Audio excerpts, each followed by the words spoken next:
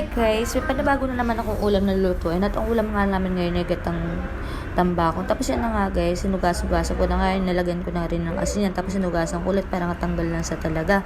Kasi yan na nga guys, naghiwa na rin ako dyan, tinanggalan ko na nga ng balat yung sibuyas. Ihuli ko ngayon guys dahil nga masakit ngayon, pati nga sibuyas pinapaiyak ako. Ano ba yan?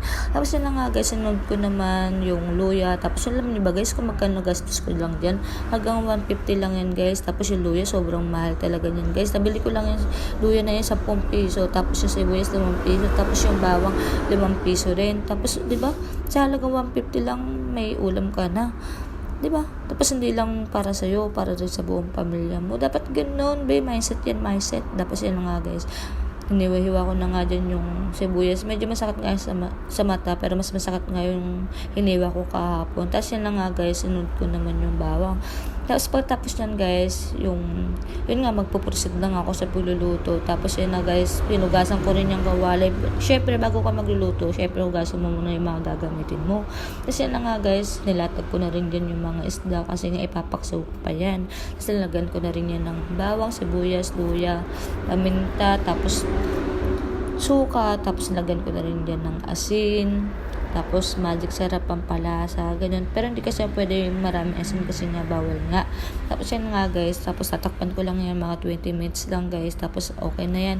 Tapos lalagyan na natin yung unang gata. Hindi ko na nilagay yung pangalawang gata para nga hindi rin siya madurog dahil nga aapaw yan guys pag nilagay mo pa yung pangalawang gata kasi masyadong marami yung tubig yung nilagay. Kasi na nga guys, nilagay ko na rin yung tirang magic syrup. Tapos alam muna natin yung mga 10 minutes lang. Tapos nilagyan ko na rin yun ng magic syrup.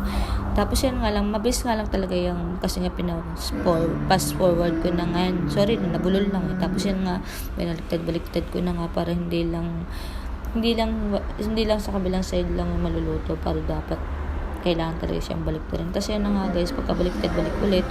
Tapos yan, pababayaan lang. Tapos mga 10 minutes lang, pwede ka na kumain. Sasandok na nga pala ako guys dahil nga excited na nga yung boyfriend ko kumain.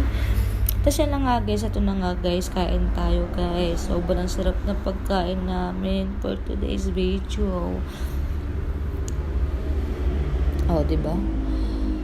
Nakalimutan ko kasi sasabihin ko may mangga, may ginatang tambakon, tapos may dilis, 'di ba? Binabad yung dilis sa suka, kaya sobrang sarap talaga nun. Tapos yan na nga guys, 'di ba?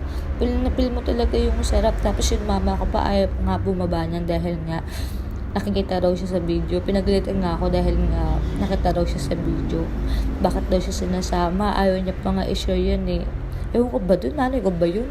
Kasi na nga guys, syempre kain ulit tayo, di ba? Sobrang sarap niyan guys.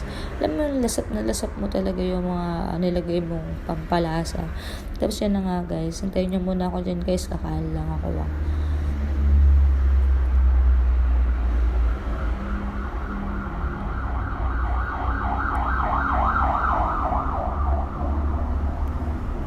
Ayun nga pala, may bata nga pala akong kasama sa likod nang hingi ng mangga. Ewan ko kung sino ba yan.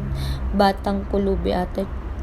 Umakyat lang dito sa bahay. Nangihingi daw siya ng mangga. Tapos nangihingi pa ng 5 piso. Social, may 5 piso ka na, may mangga ka pa.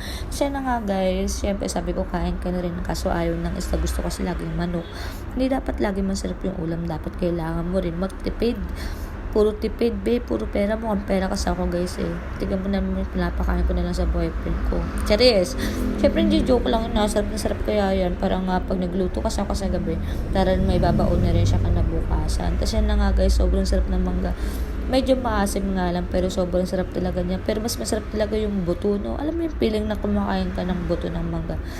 Nandun kasi yung lasa. Alam mo yun.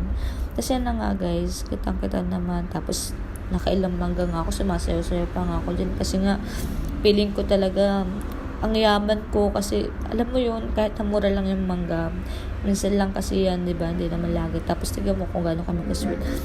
Dapat ganyan kayo mga may jowa. Kung hindi kayo ganyan, hindi kayo mahal ng jowa nyo. Hindi, joke lang, charis. Mamahalin kayo basta nilulutuan nyo lang ng nilulutuan yung jowa nyo, diba? Hindi kayo iiwan yan, B.